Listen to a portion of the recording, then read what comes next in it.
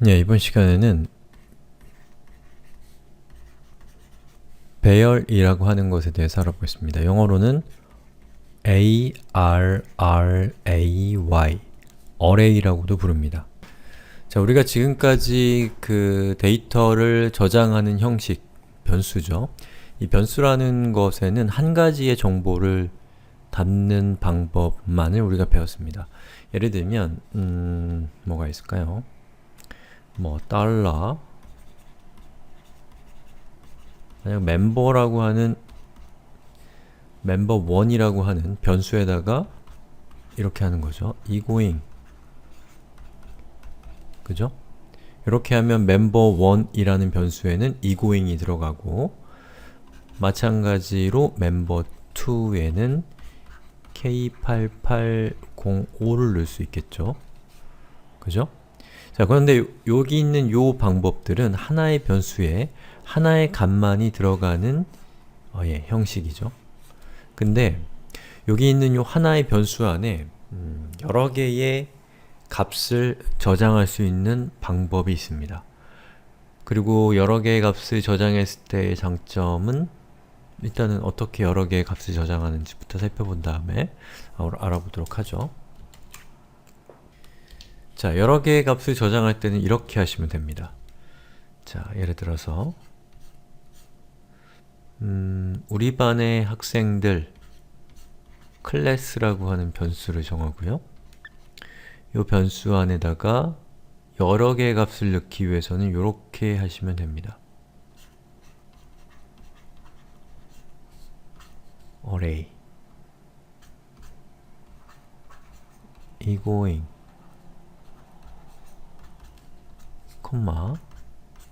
K8805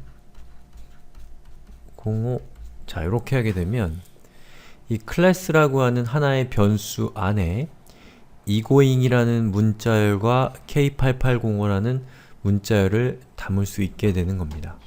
그리고 이 egoing이라는 정보와 K8805라는 정보는 우리 반이라고 하는, 우리 반에 속해 있는 학생들이라고 하는 서로 연관되어 있는 정보들을 하나의 변수 안에 관리하기 위해서 우리가 이런 방법을 사용을 한 것이죠.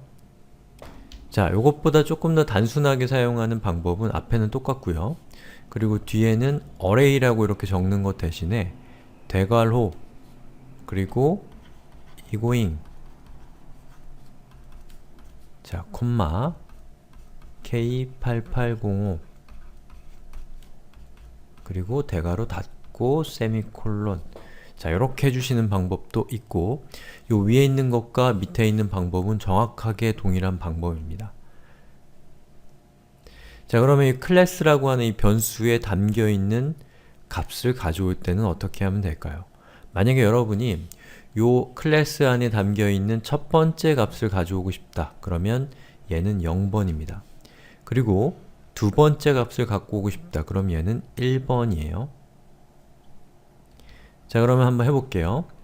달러 클래스라고 하고 대괄호 열고 여기에 바로 제가 이렇게 말씀드렸던 0이라고 하는 숫자를 놓고 자, 이렇게 세미콜론을 하게 되면 자, 요것은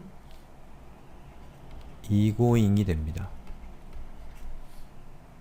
자, 똑같이 클래스 대괄호 그리고 여기에 바로 여기 있는 요 숫자인 1을 여기다 갖다 놔서 1 대괄호 세미콜론을 하게 되면 자, 이것은 K8805가 됩니다.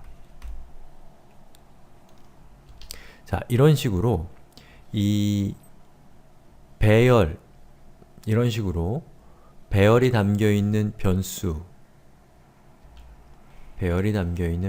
안에 있는 특정한 좌표의 값을 가져오고 싶다면, 특정한 위치에 있는 값을 가져오고 싶다면 그 위치에 해당되는 번호를 적어주면 되는데 바로 이러한 번호를 뭐라고 부르냐면 index라고 부릅니다. 영어로는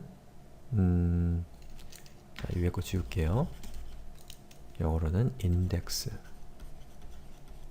라고 합니다. 자, index라는 말 한글로 번역하면은 자, 색인이라고도 말할 수 있어요. 그리고 이 색인이라고 하는 것은 어디 쓰죠? 책에서, 책의 제일 뒤에 보면은 색인이라는 것이 있습니다. 색인이 하는 역할은 여러분이 필요로 하는 정보를 빠르게 찾을 수 있도록 도와주는 것이고, 자, 색인은 어떤 식으로 동작하죠?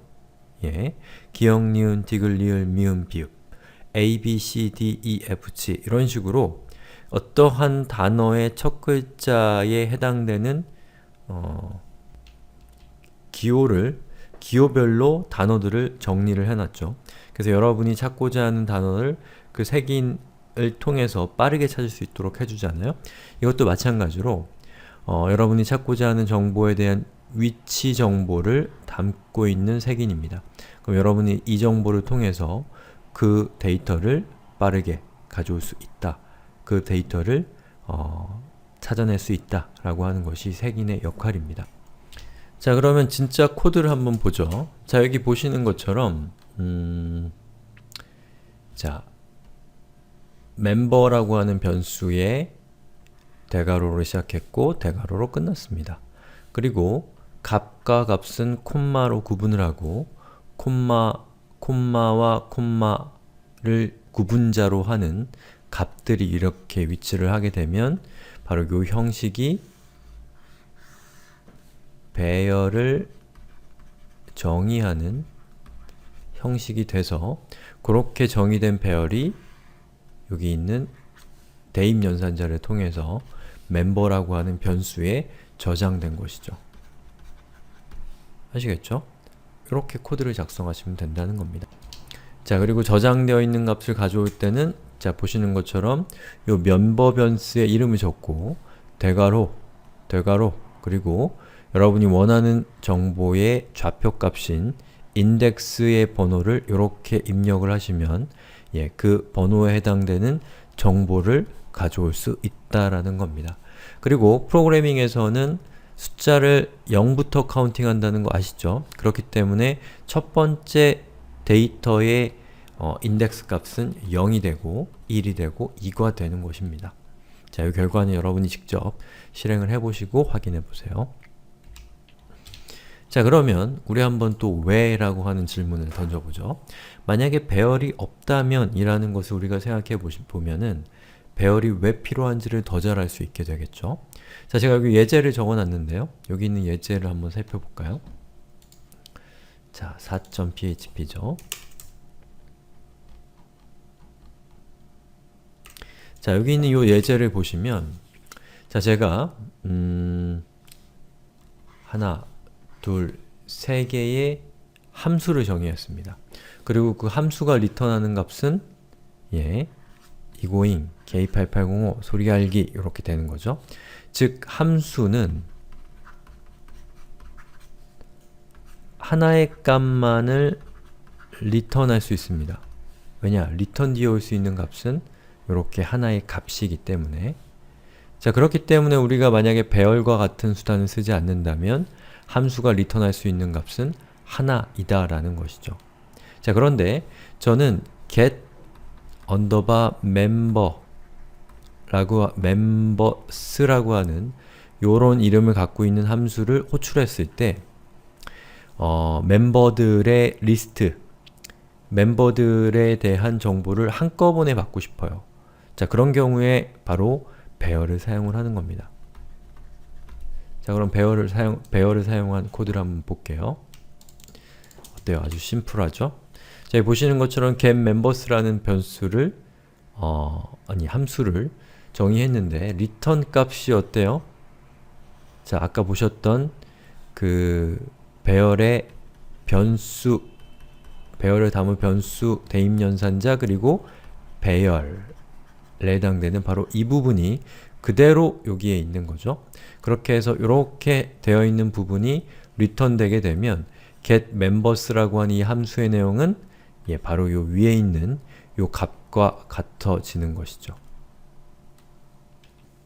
이렇게 해서 하나의 함수의 호출 결과가 여러 개의 데이터를 가질 수 있는 경우에 우리가 배열이라는 것을 통해서 그러한 상황을 처리할 수 있다 라는 것을 알 수가 있습니다.